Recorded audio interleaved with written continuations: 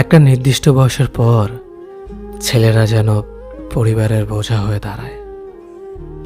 একটা নির্দিষ্ট বয়সের পর ছেলেদের বাড়ি ছেড়ে বের হতে হয়, কিন্তু আর কখনো বাড়িতে ফেরা হয় না ঠিক আগের মতো করে।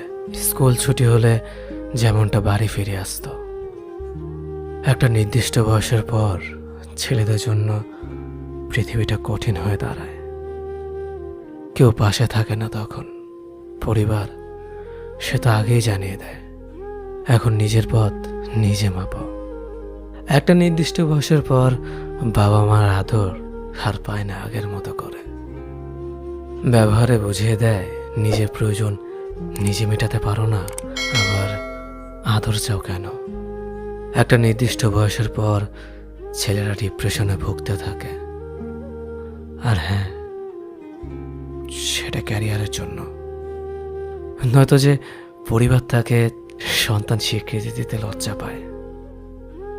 একটা নির্দিষ্ট বয়সের পরে পরিবারের কাছে সামান্য কিছু আবদার করার যোগ্যতা হারিয়ে ফেলে ছেলেরা।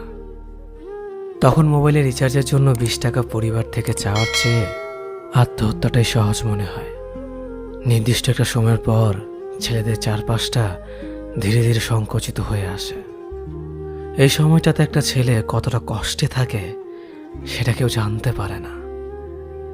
একটা নির্দিষ্ট সময়ের পর পৃথিবী জানিয়ে দেয় তুমি সোনার চামচ মুখে নিয়ে জন্মাওনি।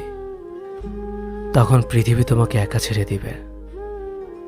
হয়তো জীবনের সাথে সংগ্রাম করে তুমি হয়ে উঠবে গল্পের নায়ক, নয়তোবা তুমি হারিয়ে যাবে ওই পথচারীর মতো যার গন্তব্যের কোনো সন্ধান পায়নি।